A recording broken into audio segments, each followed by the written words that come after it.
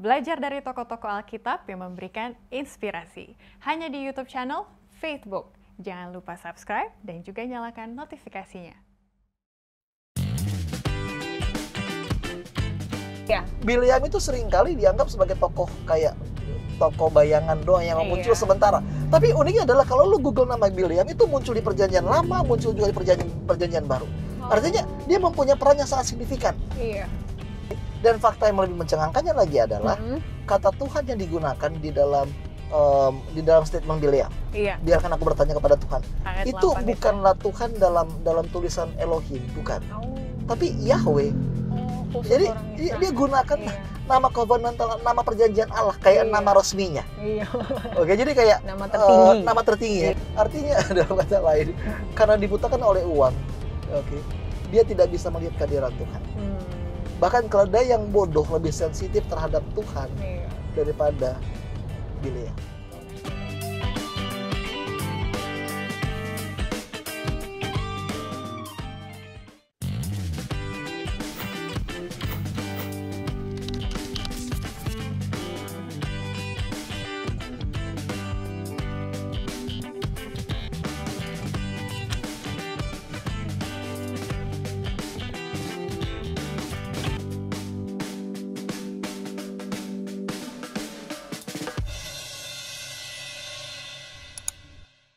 Halo teman-teman Facebook, kita ketemu lagi di episode yang baru. Siapa ya kira-kira karakter Alkitab yang hari ini mau kita add ke Facebook kita? Apakah orangnya baik atau orangnya jahat? Masih ditahan dulu sambil kita ngobrol-ngobrol lebih banyak dengan narasumber kita, yaitu Pastor Yohanes Sinaga. Halo Pastor. Hai Ivy. Masih semangat hari ini? Selalu Semangat. Oke, begitulah. Pastor muda harus semangat ya. Jangan kalah sama pastor-pastor yang lebih senior. Mudah-mudahan. Pastor, akhir-akhir ini di Instagramku ya, ada orang yang nge-share lagi marah-marah dia. Biasalah kalau marah-marah seru ya untuk dibaca. Postingannya ada temennya yang belum balikin utang nih. Oke, apalagi soal itu seru banget. Seru banget kan? Seru banget. Lu katanya begini. Jadi udah marah-marah, tapi sopannya dia nggak menyebut nama subjeknya gitu. Jadi tapi nggak di-tag kan? Nggak di-tag. Siapa tahu di-tag kecil. Itu jadi buat aku berpikir gitu ya. Aku pernah nggak ya pakai sosial media untuk ngata-ngatain orang gitu atau marah-marahin orang? Kalau Pastor pernah nggak? Nggak pernah sih, untuk marah-marah kayaknya nggak pernah. Nggak pernah ya? Lebih karena gue biasa pakai sosial media kayak untuk polling aja, polling. Iya sih, waktu itu aku juga pernah ngomong sama pendeta Deddy Kurniawan gitu ya. Pastor pakai sosmed buat apa sih akhir-akhir ini? Dia bilang malah untuk posting foto-foto anak gitu biasanya kan. Para Deddy muda gitu ya. Untuk kasih kabar teman-temannya kan lucu aja ya anak-anak itu selalu. Nah itulah, jadi aku pikir-pikir kapan ya gitu, kok ada orang yang berani gitu ya mengambil platform itu untuk mengungkapkan emosinya gitu. Ada yang sampai-sampai mengumpat gitu ya, ada kata-kata yang seharusnya nggak keluar gitu. Malah undang-undang negara kita kan udah makin kenceng ya, ITE dan lain-lain gitu. ITE. Ada komen nggak pendeta, kenapa sih akhir-akhir ini kayaknya anak SD juga kalau ngomong tuh udah lu tit gitu kan ya, udah berani aja kayak bahasa sehari-hari gitu. Observasi pendeta mungkin karena kita kayak ada pergeseran nilai-nilai dan kita menganggap kata-kata itu nggak memiliki nggak memiliki pengaruh kayak lagunya siapa itu ya, Stones and Sticks may hurt your. Lagu apa ya itu ya, kayak nanti kita cari ya teman-teman. Jadi kayak batu sama ranting, sama ranting atau bukan kayak tongkat ya. Itu bisa menyakiti fisikmu, tapi kata-kata itu nggak bisa. Kayak kita hidup di satu lingkungan di mana kita itu mulai membuat jarak antara apa yang orang ucapkan dan apa yang dan persepsi diri kita sendiri. Kayak lagu This Is Me kan, When the Sharpest Words. Lu nggak tahu ya? Nggak tahu. Okay. Nanti di Google lah biasanya. Kayaknya kita harus persetujuan dulu deh mengenai pop cultural reference mana yang lu tahu dan mana yang kita nggak tahu. Oke, kan memang kalau lihat dengar lagu-lagu terbaru sekarang dan juga konsep-konsep yang ada di budaya-budaya populer itu kebanyakan dari mereka itu menekankan bahwa kata-kata itu seharusnya nggak menyakiti hati kita. Karena cuma kata-kata doang gitu ya. Iya, dan kadang-kadang kita sering tuh kayak lagi berdebat kan. Gue pernah ikut no offense ya gitu. Satu organisasi kami berdebat panjang banget, terus ada orang bilang, pastor nggak usah kaget ya, kita memang sering kayak gini kok. Iya. Udah biasa gitu ya. Udah biasa, dan itu Iya. kita semuanya habis itu fine-fine aja. Iya. Dalam hatiku pribadi, are you sure? Jangan-jangan ada Bener nggak? Fine-fine aja. dendam Karena kita ya, sendiri. kalau kita mau jujur, ya whether you like it or not, Iya. kata-kata itu punya kuasa. Iya. Bener nggak? Iya, benar-benar. Dan itu sudah jadi membudaya gitu ya. Itu konsep udah membudaya tersebut. banget. Ya makanya kalau kita mau tarik lagi benang halusnya, makanya pada zaman dulu kutuk itu penting banget. Kutuk itu penting banget. Ingat cerita maling kundan? Iya. Iya. Pasti. Ya kalau nggak tahu bahaya nih pelajaran bahasa Iya kan, Indonesia. kata-kata maling kundang kan ya. Iya. Kata mamanya kan, kalau itu benar-benar anakku, kalau itu bukan anakku ya biarin aja dia. Iya. Tapi kalau itu benar-benar anakku, biarlah dia menjadi batu. Waduh, Itu kutuk namanya iya. kan. Dan pada waktu itu juga ada badai dan dia menjadi batu. Jadi semua cerita rakyat ini menunjukkan bahwa pada zaman dulu itu kutuk itu adalah satu hal yang sering kita yang sering dilakukan oleh orang-orang, dan serius gitu ya. dan itu benar-benar serius. Kalau sekarang coba, kalau gue mau jujur, kapan sih terakhir kali lo ngutuk orang? Nggak pernah sih Pastor. Ngata-ngatain ya. Di belakang orang. Atau pas lagi nyetir nggak? Sering nggak jadi teman-teman ngata-ngatain orang lagi nyetir? Untungnya aku nggak nyetir jadi. Kayak bodoh amat sih ini Iya, orang. bener. Kayak, tapi ngata-ngatain itu berbeda dari kutuk. Kutuk itu sesuatu Yes. yang lebih dalam, sesuatu yang lebih gimana ya? Iya. Yang Ada bahasa Inggrisnya solemn. solemn ya. Iya. Ada. Lebih sakral lah Iya, istilahnya, lebih sakral. Dan satu lagi, mengikat. Ada covenant. Oke, teman-teman, jadi kita udah lihat ya, ada tema berkat, kutuk, dan juga kata-kata di dalam kehidupan kita. Tetaplah di Facebook.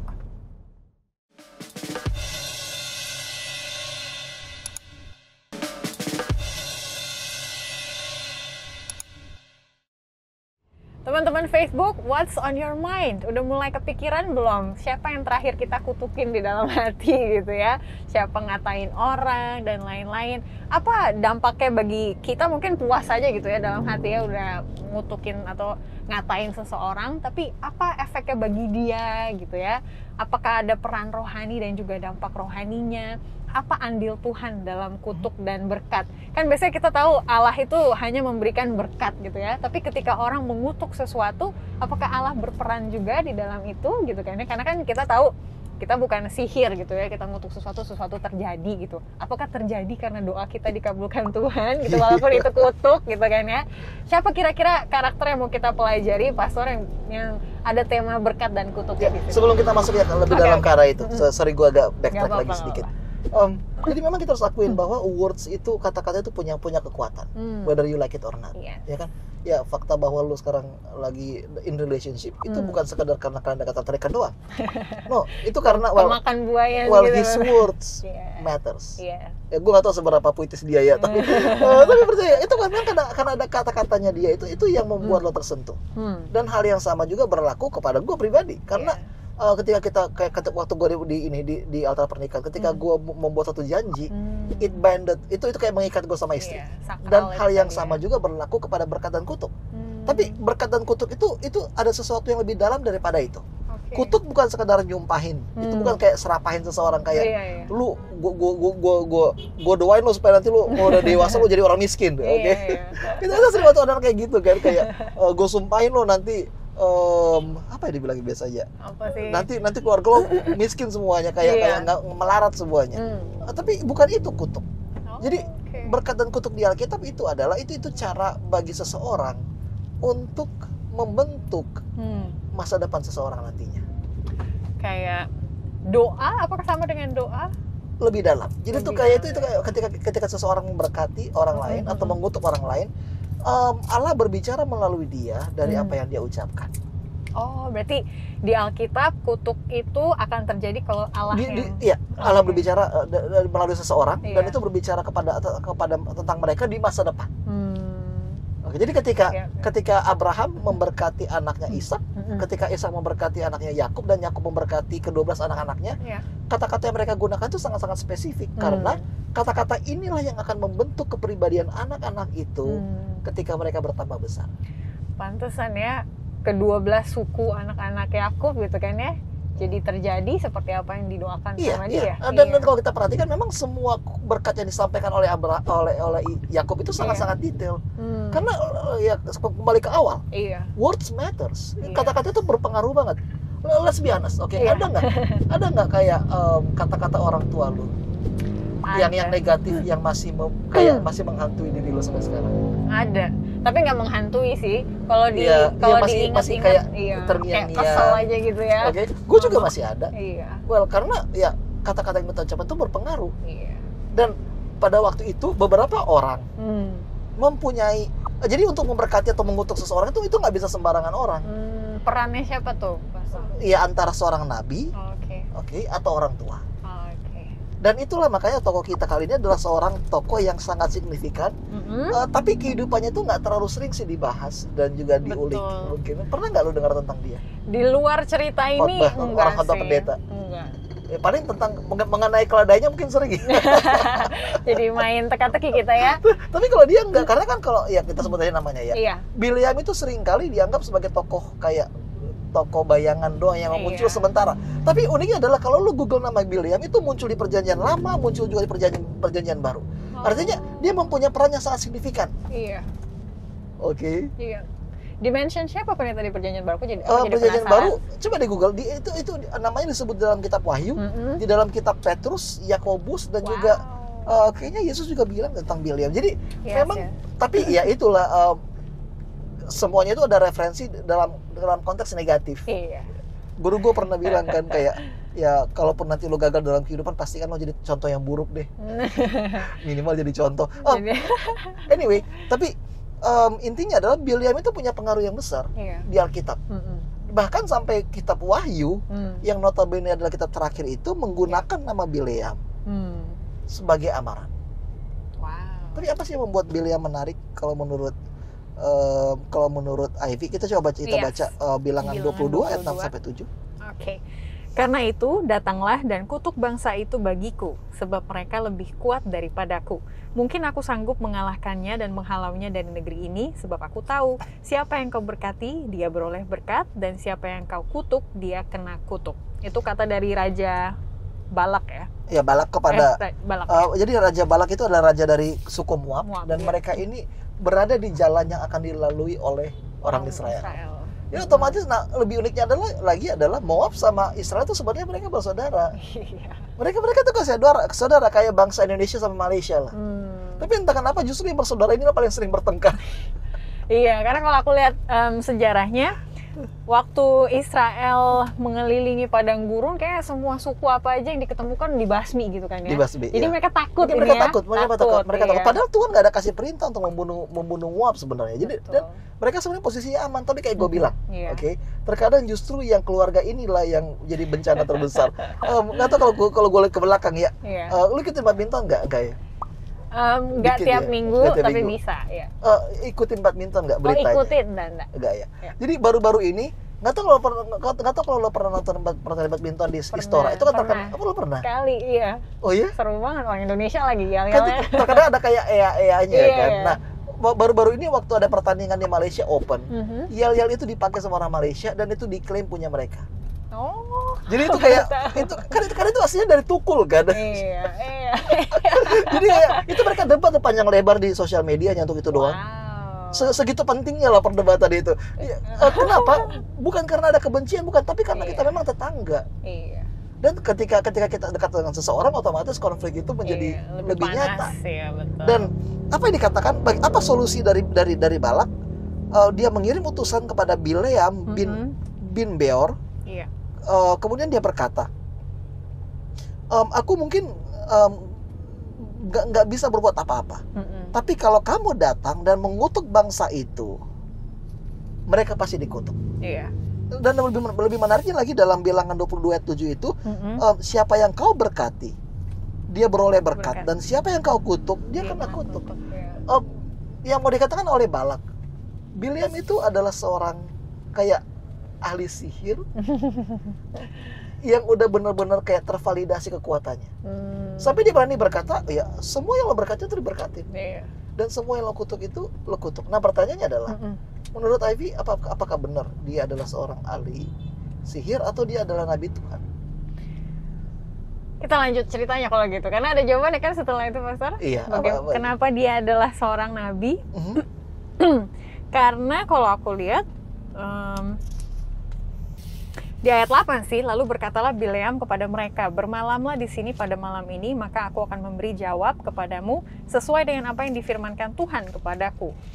Makanya besoknya Allah di ayat 9, kemudian datanglah Allah kepada Bileam serta berfirman, selanjutnya gitu kan ya.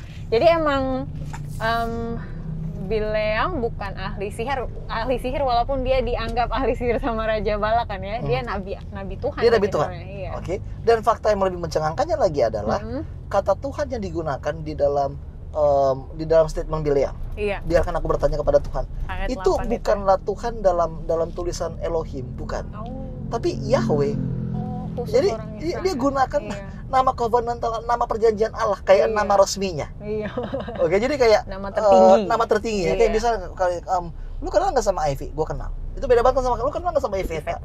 Artinya ya apa ya? Because ya berarti gue tahu lo pribadi. Terutama kalau gue udah tahu nama tengah lo. Iya. Gue sampai sekarang nggak tahu nama tengah lo apa. Ada. Kayaknya gue inget deh, yang agak-agak Spanyol gitu gak sih? Iya.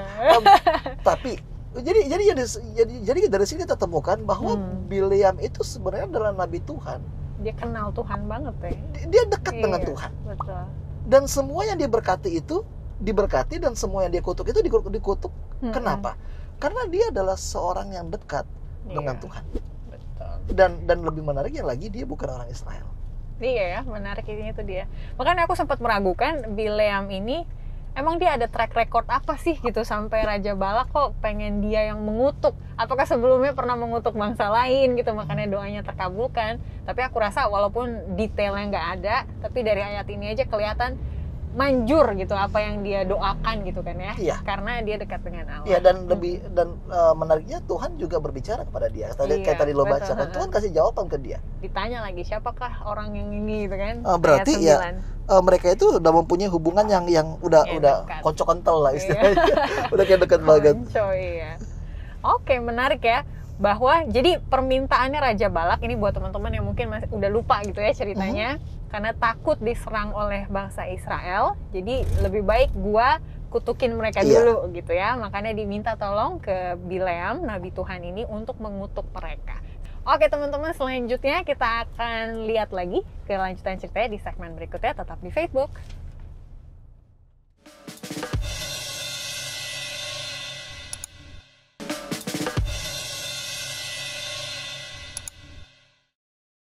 Thank you teman-teman, masih ada di Facebook. Kita lanjut lagi cerita mengenai Bileam yang terkenal karena keledainya. Tapi enggak ya, kali ini kita nggak bahas banyak tentang keledainya. Kita fokus pada Bileamnya, bukan keledainya. Betul. Dan kita tadi akhiri dari Bileam berbicara dengan Tuhan sebelum mengantarai permintaan Raja Balak dan juga bangsa Israel yang ingin dikutuki. Ada yang spesial nggak yang bisa kita lihat dari conversationnya Bileam dan Allah? Temponya memang melambat di sini dan semuanya itu agak-agak detail. Contohnya ketika Tuhan pertama dikatakan ayat 9, kemudian datanglah Allah kepada Bileam serta berfirman. Ini menarik karena ini direct, dia nggak dikatakan oleh malaikat Tuhan yang datang, bukan, tapi kemudian datanglah Allah kepada Bileam. Artinya hubungan mereka memang dekat kayaknya. Berfirmanlah, siapakah orang-orang yang bersama-sama dengan engkau itu? Ini akan agak aneh karena bukannya Tuhan itu maha tahu. Kenapa dia harus tanya duluan?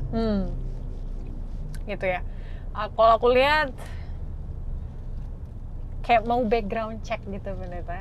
Biasanya kan mungkin sebagai nabi Tuhan dia sering diminta tolong oleh orang, tapi dia pengen tahu nih orangnya apa sih, dia mintanya, maksudnya kayak kenapa dia mintanya mau mengutuki dan lain-lain gitu ya, kayak memberikan kesempatan Bileam untuk berpikir gitu. Kalau menurut gue, boleh. Ini bukan background check. Oh, apa itu?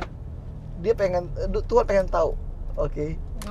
Tuhan pengen tahu aja apa yang ada di hati Bileam. Dia tahu nggak kalau sebenarnya diminta dari orang-orang, dari utusan Balak ini salah. Dia cek dulu. Kayak nggak tahu ya. Jadi bokap sama nyokap gue lama di kampus kan. Jadi dulu di Siantara itu banyak anak-anak yang suka merokok. Jadi pada satu hari bapak cerita tuh, kayaknya tadi saya lihat deh, abang A itu merokok. Pas dia datang ke kampus, Dan papa bilang kayaknya tadi saya lihat juga kok dia nongkrong sama siapa aja. Iya. Dan dia nongkrong sama anak yang suka merokok. Terus pas dia datang ke rumah dia bilang, kamu tadi nongkrong sama siapa? Iya. Padahal dia tahu ya. Dia tahu. Jadi dia berusaha ngetes nih orang mau jujur atau enggak deh. Oke. Jadi Tuhan mau ngetes dalam tanda kutip ya seperti itu. Dia mau ngetes. Dan memang ayat 12 juga Tuhan berkata, Tuhan kasih firman ya yang kuat. Janganlah engkau pergi bersama-sama dengan mereka. Janganlah engkau mengutuk bangsa itu sebab mereka telah diberkati. Artinya Tuhan berkata mereka itu off limit.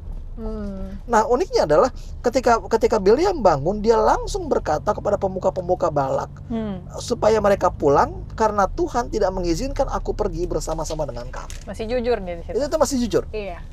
Oke. Kemudian dikatakan lalu berangkatlah pemuka-pemuka Moab itu, dan setelah mereka sampai kepada Balak, ia berkatalah mereka, Bileam menolak datang bersama-sama dengan kami. Ayat 15, Vi.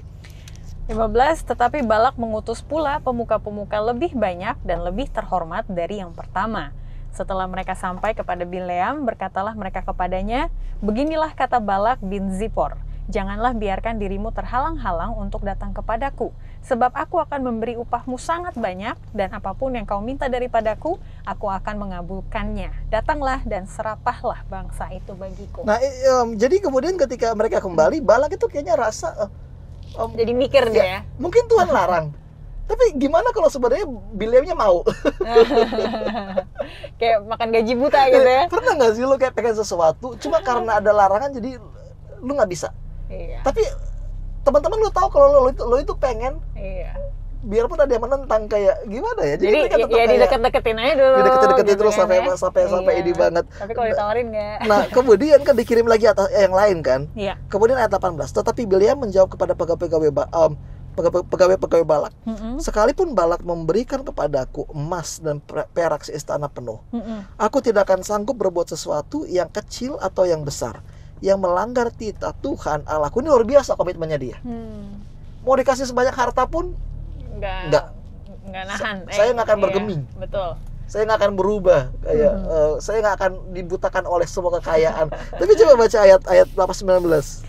Ayat 19, oleh sebab itu, baiklah kamu pun tinggal di sini pada malam ini, supaya aku tahu apakah pula yang akan difirmankan Tuhan kepadaku. Oke, jadi di sini jatuhnya. Malah disuruh deket ya, bukan suruh pulang. Dia tahu apa jawaban Tuhan. Oke, dari awal dia itu memang sudah firm. Kalau Tuhan itu nggak mau kalau dia supaya dia mengutuki umat Israel. Tapi bukannya ketika tawaran kedua muncul, dia kayaknya iya sih, kayaknya dia hatinya tuh kayak tergoda.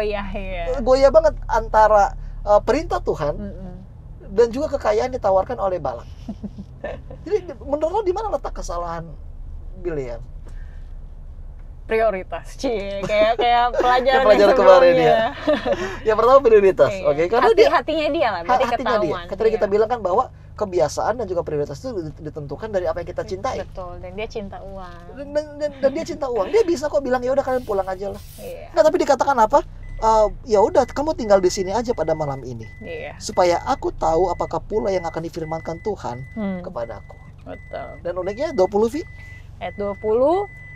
Datanglah Allah kepada Bileam pada waktu malam serta berfirman kepadanya, jikalau orang-orang itu memang sudah datang untuk memanggil engkau, bangunlah, pergilah bersama-sama dengan mereka, tetapi hanya apa yang kufirmankan kepadamu harus kau lakukan. Nah, tadi kita kan agak sedikit berdebat soal ini kan. Tapi ayat ini memang kayaknya seakan-akan Tuhan mengizinkan enggak sih? Iya kayaknya. Ya udah pergi aja, tapi jangan bilang apa yang mereka mau gitu ya. Firmankan apa yang kuperintahkan. Karena dikatakan jikalau orang-orang itu memang sudah datang, dan memang mereka sudah datang kan? Sudah. Untuk memanggil engkau. Kalau gitu bangunlah, pergilah. Tetapi hanya apa yang akan kau firmankan kepadamu harus kau lakukan. Dan uniknya adalah ayat 21. Lalu bangunlah Bileam pada waktu pagi. Dipelanainya lah keledainya yang betina dan pergi bersama-sama dengan pemuka-pemuka Moab. Tetapi bangkitlah murka Allah ketika ia pergi, dan berdirilah malaikat Tuhan di jalan sebagai lawannya. Bileam mengendarai keledainya yang betina, dan 2 orang bujangnya ada bersama-sama dengan dia. Oke, jadi tiba-tiba setelah dia pergi, kok tiba-tiba Tuhan marah? Kayak labil gitu ya? Iya, kenapa tiba-tiba Tuhan berubah pikiran? Karena aku tahu ceritanya, jadi agak kurang seru spoiler gitu ya. Tapi ada yang mau Tuhan perlihatkan ke dia gitu. Apa? Yang malaikat tadi? Iya. Oke. Jadi malaikat itu dikirim bahwa kayak yang dia lihat, yang Balak lihat dari Israel itu beda dari yang Tuhan lihat atau yang rencana Tuhan mau lakukan gitu. Tapi aku ini udah melebar banget sih daripada topik.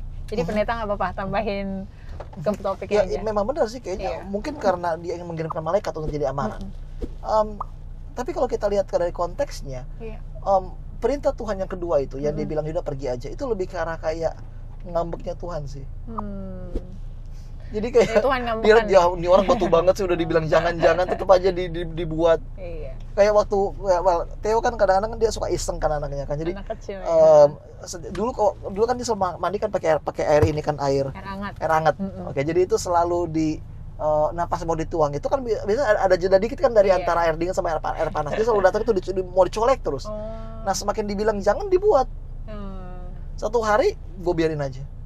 Akhirnya baru tahu panas. Akhirnya nangis. Itu nangisnya keras banget. Nangisnya keras banget. Papa jahat bayangin aja air yang baru direbus itu dia pegang itu panas banget kan. Dia nangis keras banget tapi sejak saat itu dia nggak mau lagi. Jadi izin yang sering Tuhan berikan itu terkadang bukanlah izin yang dia inginkan. Tapi karena kekeras kepalaan kita. Kayak gue sering ketemu ya kayak beberapa orang muda. Mereka tahu ada ujian hari Sabat, ujian masuk negeri, tapi mereka tetap ngambil. Dan ketika hasilnya lulus, mereka mau lihat itu adalah tanda dari berkat Tuhan. Mau ngetes gitu ya. Setuju gak kalau kayak gitu? Jadi kayak inget pelajarannya Abraham kemarin sih ya. Kalau Abraham kemarin dia diuji Allah. Jadi aku rasa si keledai itu Tuhan kasih ataupun perintah yang kedua Tuhan izinkan untuk memberikan dia ujian gitu kan ya. Ini yang kamu untuk mau menempatkan dia di posisi di mana dia bisa menyadari permasalahannya. Dan memang coba kalau kita baca lagi ayat 23. Ketika keledai itu melihat malaikat Tuhan berdiri di jalan dengan pedang terhunus di tangannya, menyimpanglah keledai itu dari jalan dan masuk ke ladang. Maka Bileam memukul keledai itu untuk memalingkannya kembali ke jalan. Ya, 24, kemudian pergilah malaikat Tuhan berdiri pada jalan yang sempit di antara kebun-kebun anggur dengan tembok sebelah menyebelah. Ketika keledai itu melihat malaikat Tuhan, ditekankannya lah dirinya kepada tembok sehingga kaki Bileam terjepit kepada tembok. Maka ia memukulnya pula. Ayat 26. Berjalanlah pula malaikat Tuhan terus dan berdirilah ia pada suatu tempat yang sempit yang tidak ada jalan untuk menyimpang ke kanan atau ke kiri. Melihat malaikat Tuhan meniaraplah keledai itu dengan Bileam masih di atasnya. Maka bangkitlah amarah Bileam lalu dipukulnya lah keledai itu ini sangat unik banget ya. Karena 3 kali loh. Iya. Yang pertama begitu ada malaikat Tuhan dia pergi ke ladang. Iya. Yang kedua sampai masuk ke jalan sempit dia belok ke kiri mepet ke tembok. Kemudian ketiga ketika dia melihat malaikat Tuhan dia tunduk ke bawah. Artinya apa? Keledai ini berusaha untuk menggunakan segala cara untuk menyelamatkan tuannya. Betul. Tapi malah dipukul sama Bileam. Tapi justru yang Bileam merasakan itu hanyalah ketidaknyamanan. Dan yang terjadi adalah dia merasa bahwa ketidaknyamanannya itu adalah salah dari keledai. Jadi dipukul, disiksa binatangnya supaya dia behave. Jadi mungkin pelajaran yang mungkin gue bisa ambil. Terkadang ketidaknyamanan kehidupan itu adalah cara bagi Tuhan untuk memberitahu kepada kita bahwa kita tidak berada di jalan yang benar. Dibelokin ke jalan yang lurus. Tapi seringkali daripada mencari obatnya, kita justru malah melampiaskan amarah kita kepada orang lain. Kasihan, iya benar. Nggak mau nyalain Tuhan, tapi akhirnya jadi menyusahkan orang lain gitu ya. Gue pernah baca sedikit ya tentang child abuse. Kamu tahu nggak sebenarnya yang orang tua yang melakukan kekerasan pada anak itu, mereka pada awalnya itu adalah orang tua yang benar-benar mencintai anaknya. Tapi karena mentok gitu kali ya, nggak ada solusi yang mereka lihat. Tapi karena mereka membuat anaknya segalanya, dan anaknya itu tidak bisa memenuhi standar yang mereka berikan, akhirnya mereka salahkan anaknya.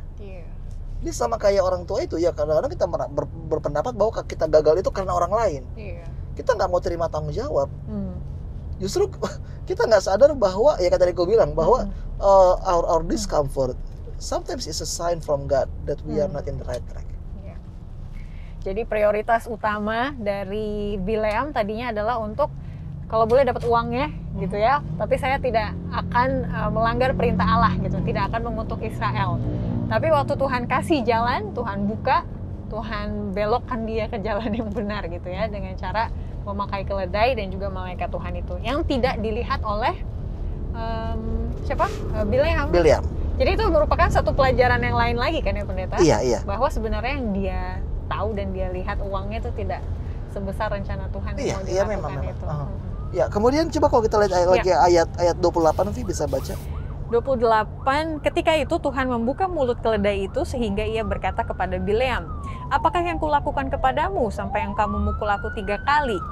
Jawab Bileam kepada keledai itu, karena engkau mempermain-mainkan aku, seandainya ada pedang di tanganku, tentulah engkau kubunuh sekarang. Tetapi keledai itu berkata kepada Bileam, bukankah aku ini keledaimu yang kau tunggangi selama hidupmu sampai sekarang?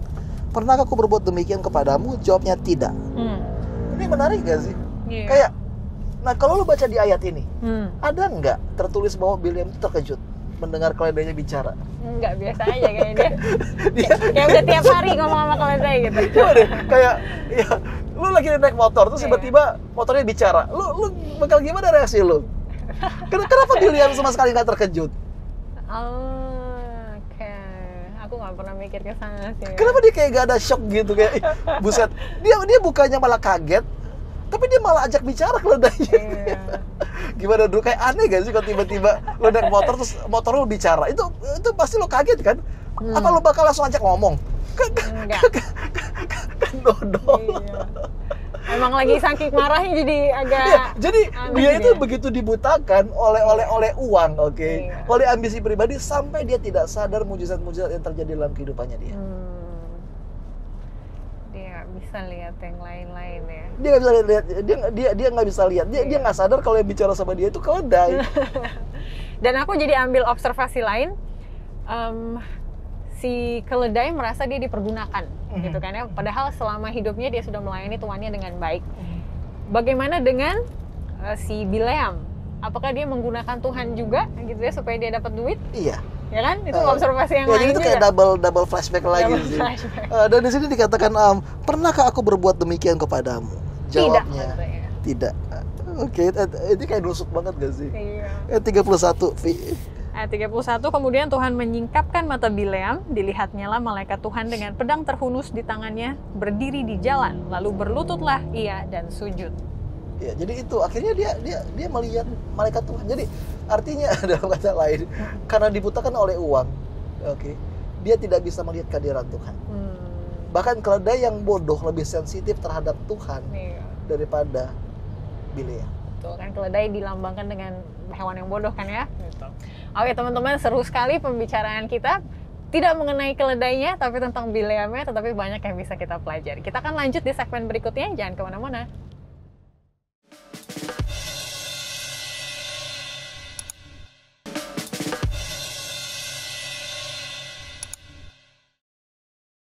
Kembali lagi di Facebook, What's on your mind? Kita sudah mengenal lebih jauh mengenai Bileam yang merupakan seorang nabi Tuhan yang dekat dengan Tuhan dan mau melakukan apa yang Tuhan firmankan. Tetapi ketika ditawarkan dengan jumlah uang yang banyak, dia mulai goyah, ingin mencari strategi sendiri gitu ya. Bagaimana saya bekerja buat Tuhan, mengulur waktu, tapi juga dapat duitnya gitu ya. Gimana bisa kill two birds with one stone gitu ya, bisa dapat 2 burung dengan 1 batu. Kira-kira itu pergumulannya, dan gimana kelanjutannya?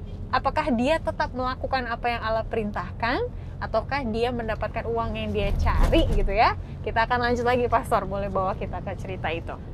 Nah, setelah dia melihat malaikat Tuhan itu, dia memang berkata, ya kalau kamu Tuhan mau, kalau Tuhan anggap itu salah, aku pulang aja. Tapi justru Tuhan memerintah. Tuhan berkata kepada Bileam, kamu lanjut aja. Ayat 35 itu ayat 35. Tetapi hanyalah perkataan yang akan kukatakan kepadamu harus kau katakan. Dan ini memang konsisten. Ketika dia bertemu dengan Balak kan tersinggung. Kenapa lu jual-jual mahal? Udah lah, terima aja lah gitu. Kenapa lu berat banget sama lu untuk mengutuki orang-orang Israel? Dan ayat 38 berkata, dia langsung berkata, perkataan yang ditaruh Allah ke dalam mulutku itulah yang akan kukatakan. Jadi memang dari awal dia berkata, dia nggak ada janji kalau dia bakal kutuk. Iya, digantung ya. Tapi dia juga nggak bilang dia akan berkati nantinya. Dia nggak bilang bahwa Tuhan itu ingin memberkati mereka. Jadi ketika dia kemudian Bileam minta persyaratan ya, katanya dia minta lembu jantan, domba jantan di setiap mesbah, ada 7 mesbah kalau nggak salah. 7 mesbah, kemudian 7 ekor lembu jantan dan 7 ekor domba jantan. Kemudian dia pergi ke atas bukit yang gundul. Nah, dalam konsep Timur Tengah kuno, bukit-bukit itu biasanya tempat di mana yang tinggi ya kan? Tempat yang tinggi dan mereka percaya ada superstition kalau di bukit itu dekat dengan Allah. Oke. Dan mungkin dari situ dia bisa melihat kumpulan orang banyak dari orang-orang Israel itu. Kemudian dia berkata di ada nubuatan pertama ayat 23 pasal 7. Pasal 23 ayat 7. Lalu Bileam mengucapkan sanjaknya, katanya, dari Aram aku disuruh datang oleh Balak Raja Moab dari gunung-gunung sebelah timur. Datanglah, katanya, kutuklah bagiku Yakub, dan datanglah, kutuklah Israel. Bagaimanakah aku menyerapah yang tidak diserapah Allah? Bagaimanakah aku mengutuk yang tidak dikutuk Tuhan?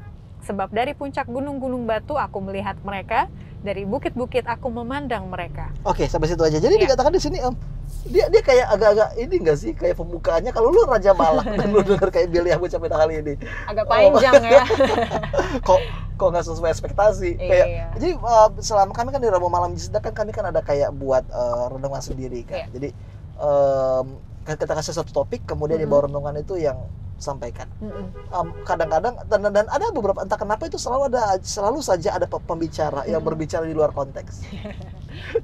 Kadang-kadang pas Lere udah chat John tolong doakan, kayaknya ini nggak sesuai.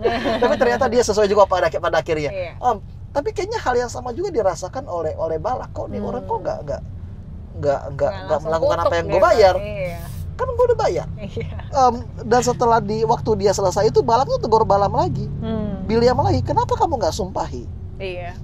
Kemudian Bileam juga jujur lagi. Bukankah aku harus berawas-awas supaya mengatakan apa yang ditaruh Tuhan ke dalam mulutku? Dalam kata lain Bileam bilang kan, gue udah bilang kalau gue nggak bisa. Tapi kemudian kayak Balak itu nggak menyerah. Dia bilang, oke, kalau gitu kita cari tempat lain. Cari bukit lain. Cari bukit lain dengan persembahan yang baru, 7 mesbah, polanya sama, lembu jantan dan juga domba jantan. Oke. Kemudian dikatakan ayat 16. Lalu Tuhan menemui Bileam dan menaruh perkataan ke dalam mulutnya. Jadi sekali lagi, Tuhan berfirman ya. Tuhan berfirman lagi dan Bileam itu nggak bisa mengontrol apa yang dia katakan. Di ayat 18 bisa baca, Vi. Lalu diucapkannya lah sanjaknya, katanya, bangunlah hai Balak dan dengarlah. Pasanglah telingamu mendengarkan aku, ya anak Zippor. Allah bukanlah manusia sehingga ia berdusta, bukan anak manusia sehingga ia menyesal. Masakan ia berfirman dan tidak melakukannya, atau berbicara dan tidak menepatinya? Ketahuilah, aku mendapat perintah untuk memberkati, dan apabila dia memberkati, maka aku tidak dapat membalikannya. Oke, jadi itu kayak jelas banget nggak sih? Yang kedua itu teguran, saya Tuhan, saya nggak bisa berbohong, saya nggak bisa diatur oleh manusia biasa. Dan kemudian dia mulai mengatakan janji-janji yang indah kayaknya, yang membawa mereka keluar dari Mesir. Betul. Kemudian tidak ada mantra yang mempan. Tapi kali ini ayat 25 dia baca. Lalu berkatalah Balak kepada Bileam, jika sekali-kali tidak mau engkau menyerapah mereka, janganlah sekali-kali memberkatinya. Ini gimana kalau lo baca ayat ini, dia boleh apa nih? Ngatur nih ya, gitu. Dia udah boleh gontok gak sih? Ya udahlah, nggak usah kutuk gitu, tapi jangan diberkatin juga. Jadi maunya apa dong? Kayak gak sesuai ekspektasi kan? Soalnya kayak kalau ada temen dia kenalin lo sama cewek, sama seseorang, tapi ternyata jadi malah dia kan kayak, lu maunya apa sih? Kok kayaknya nggak sesuai ekspektasi. Dan hal yang sama juga berlaku kepada Balak, tapi Balak itu nggak mau nyerah. Kemudian dikatakan oleh Balak, ayat 27, marilah aku akan membawa engkau ke tempat lain. Mungkin benar di mata Allah bahwa engkau menyerapah mereka bagiku dari tempat itu. Jadi kayaknya tempat pertama nggak bisa, tempat kedua nggak. Mungkin kalau tempat ketiga itu bisa kali lebih lebih kena lah jampi-jampinya. Kemudian di pasal di sumpah ketiga inilah. Ini kayaknya lebih dekat tempatnya. Jadi pertama itu agak jauh, kedua lebih dekat, dan ketiga itu paling dekat lagi. Karena di ayat 24 ayat 2, ketika Bileam memandang ke depan dan melihat orang Israel berkemah menurut suku mereka. Artinya kali ini Bileam itu benar-benar berada dekat sekali dengan bangsa Israel. Apa kata Bileam? alangkah indahnya kemah-kemahmu hai Yakub, dan tempat-tempat kediamanmu hai Israel, sebagai lembah yang membentang semuanya, sebagai taman di tepi sungai, sebagai pohon gaharu yang ditanam Tuhan, sebagai pohon aras di tepi air. Itu doa berkat kemakmuran gitu. Doa berkat kemakmuran. Jadi dia benar-benar kasih berkat syukur yang kayak berkelimpahan. Iya. Oke, dan kemudian responsnya Balak lagi agak-agak ekstrim ayat 10.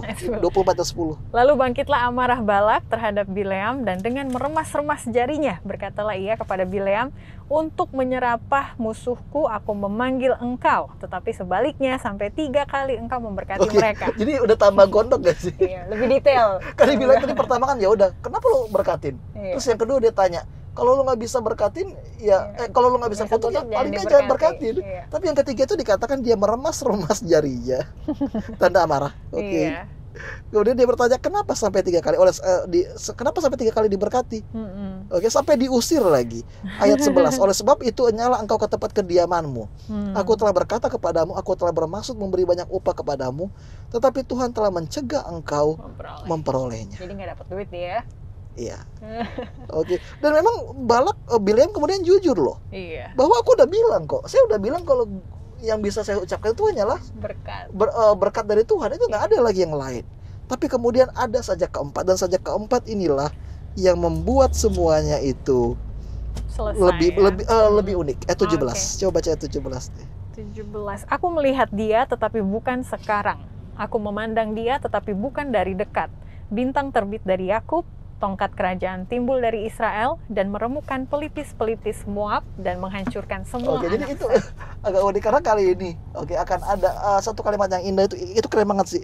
Aku melihat dia tetapi bukan sekarang. Aku memandang dia tetapi bukan dari dekat. Beberapa penulis Alkitab berkata bahwa ini adalah nubuatan mengenai Mesias, Yesus sendiri. Bahwa nanti dari tunas Yakub itu, dari tunas Israel akan muncul seorang Mesias. So kita udah bicara panjang lebar tentang Bileam. So is he a good guy or a bad guy? Susah sih ya. Tindakannya sih baik, dia nggak mengutuki, tapi iming-imingnya dia masih mau uang. Gitu. Tapi kalau aku ditanya pilih salah satu, aku rasa dia orang yang dia setia sama Tuhan, dia melakukan apa yang disuruh. Gitu. Nah, coba gue tanya balik. Iya. Kalau seandainya dia benar-benar setia sama Tuhan, kenapa 3 kali dia biarin dia mencobai Tuhan? Karena Tuhan dia bisa kok sekali langsung pulang. Iya. Tapi Tuhan gak suruh pergi juga. Apa? Kan disuruh temani. Tetap aja, kan dia bisa sekali aja. Iya sih. Kenapa? Apa dia mau coba lagi? Memang benar kok. Bileam tahu kalau kata-kata yang dia ucapkan itu pasti berasal dari Tuhan. Dia tahu itu pasti Tuhan pasti ambil segala cara supaya berkat itu diturunkan. Tapi pada saat bersamaan mungkin dia berpikir selanjutnya pasti bisa. Mungkin selanjutnya kutuk gitu ya. Selanjutnya pasti kutuk. Kita pernah nggak sih kayak kita pernah nggak sih bermain-main dengan Tuhan kayak gitu? Iya Tuhan kayaknya sekali lagi nanti pasti nggak apa-apa. Jadi baru-baru ini kan waktu gue di Filipina pernah di sana kan kalau setiap mall itu ada kayak ruang khusus untuk berdoa kan. Di situ mereka ada kayak buku doanya. Itu mereka tulis semuanya yang datang. Pas gue buka, kebanyakan itu kayak 60% dari permintaan doa itu, Tuhan tolong dong supaya menang togel. Oh, togel. Oh, wow. Menang apa namanya bro? Lotre ya dulu gitu. Apa sih istilahnya? Lotre gitu. Iya, lotre. Iya. Jadi mereka tahu itu salah, tapi entah kenapa mereka tetap mau coba-coba terus. Kenapa? Kepepet. The love of money. Pengen uang. Oke. Jadi fakta bahwa dia 3 kali berusaha untuk mengutuk umat Tuhan itu jadi bukti bahwa dia itu berusaha untuk melawan kehendak Tuhan di dalam kehidupannya. Ada egonya dia sendiri. Ada egonya dia. Dan kalau kita mau baca lebih jauh lagi, Bileam inilah nanti dia tahu kan bahwa dia nggak bisa menang lawan Tuhan soal berkatan kutuk.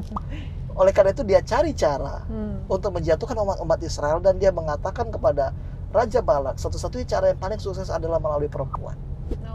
Dia kasih tips. Jadi nggak secara langsung dia hancurkan Israel gitu ya, tapi ada cara. Dan tips itulah nanti yang memecah belah Israel dan mengakibatkan mereka untuk jauh dari Tuhan. Jadi in the end Bileam mati dibunuh oleh orang Israel. Jadi memang endingnya tragis sih. Balak juga nanti mati dibunuh oleh orang Israel. Jadi apa coba kita bisa pelajarin dari kisah konyol ini? Iya ya. Di satu sisi di Perjanjian Baru kan ada perumpamaan tentang persistence ya pendeta, tentang prayer. Kalau minta berkali-kali nanti akan dikabulkan gitu. Ada teman yang meminta roti di tengah malam dikasih gitu kan ya. Jadi kesannya pengalamannya Bileam itu sangat-sangat real, sangat humanis gitu. Kita pasti pernah kan karena pengen sesuatu hal jadi kita minta, dicoba, gagal, coba lagi gitu kan ya. Jadi kayak perjalanan rohani aja untuk belajar tentang iman dan juga mengenal Tuhan gitu kan. Iya, jadi nggak selamanya ya doa yang berkelanjutan itu sesuai dengan kehendak Tuhan. Iya. Terkadang ya itu juga bisa dilandaskan oleh ego pribadi. Dan memang kali ini yang uniknya adalah biarpun dia berusaha untuk melawan kehendak Tuhan, nggak bisa. tapi memang pertama nggak bisa. Iya. Kedua adalah Tuhan tetap menggunakan dia sebagai saluran berkat. Betul. Jadi apakah dia seorang nabi yang dekat dengan Tuhan? Iya. Awalnya sih iya kalau menurutku. Awalnya iya. Tuhan bicara sama dia.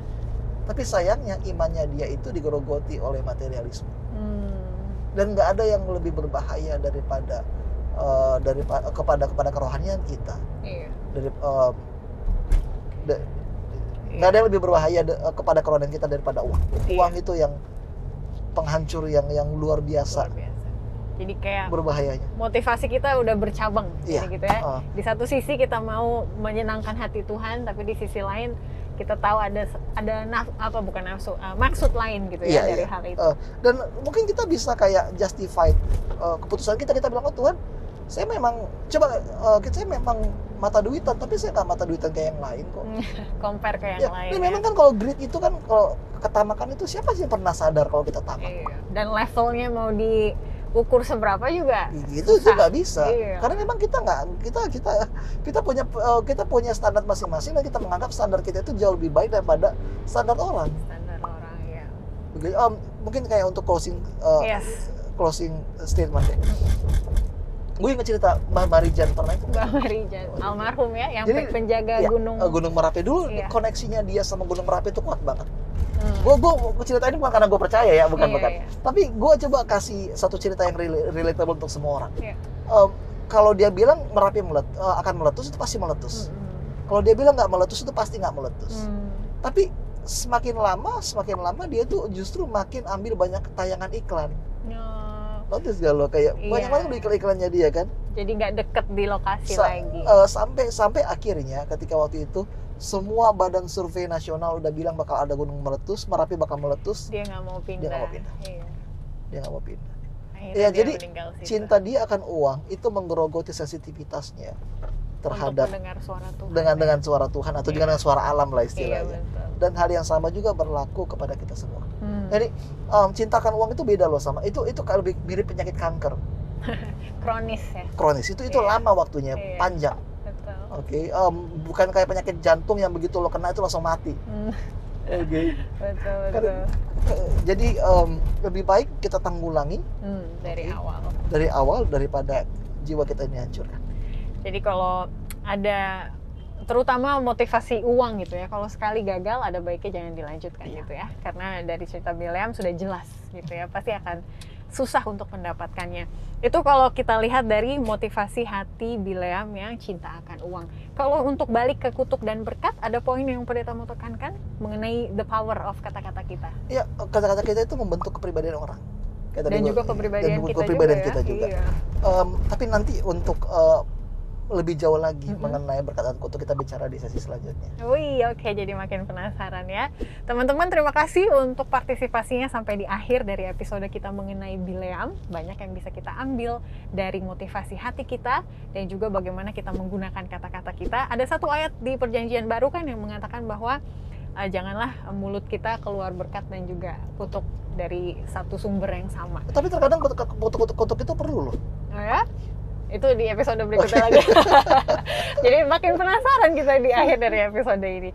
Baiklah teman-teman, Pendeta Yohanes Sinaga akan berdoa bagi kita, terutama untuk teman-teman yang mungkin ada keinginan hati yang ingin diserahkan kepada Tuhan, tapi lagi bimbang gitu ya. Biarlah lebih sensitif mendengar suara Tuhan.